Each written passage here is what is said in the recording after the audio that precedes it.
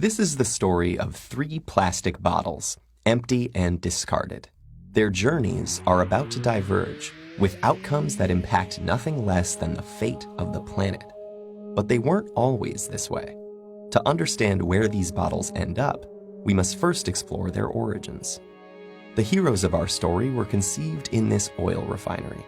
The plastic in their bodies was formed by chemically bonding oil and gas molecules together to make monomers. In turn, these monomers were bonded into long polymer chains to make plastic, in the form of millions of pellets. Those were melted at manufacturing plants and reformed in molds to create the resilient material that makes up the triplets' bodies. Machines filled the bottles with sweet, bubbly liquid, and they were then wrapped, shipped, bought, opened, consumed, and unceremoniously discarded. And now here they lie, poised at the edge of the unknown. Bottle 1, like hundreds of millions of tons of his plastic brethren, ends up in a landfill. This huge dump expands each day as more trash comes in and continues to take up space. As plastics sit there being compressed amongst layers of other junk, rainwater flows through the waste and absorbs the water-soluble compounds it contains, and some of those are highly toxic. Together, they create a harmful stew called leachate, which can move into groundwater, soil, and streams, poisoning ecosystems and harming wildlife. It can take Bottle 1 an agonizing 1,000 years to decompose.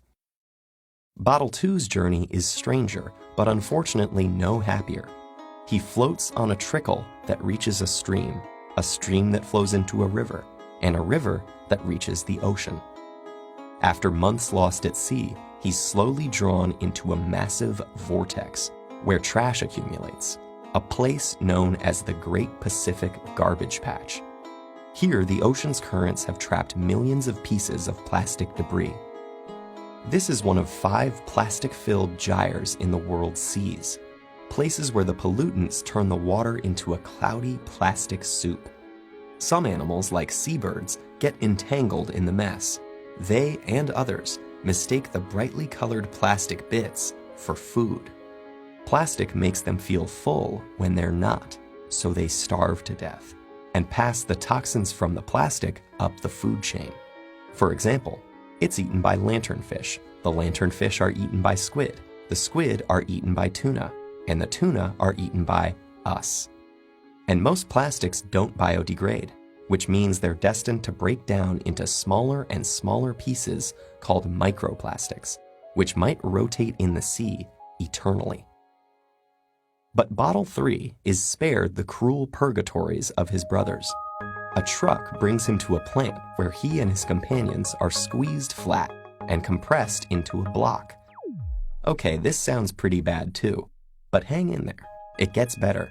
The blocks are shredded into tiny pieces, which are washed and melted so they become the raw materials that can be used again.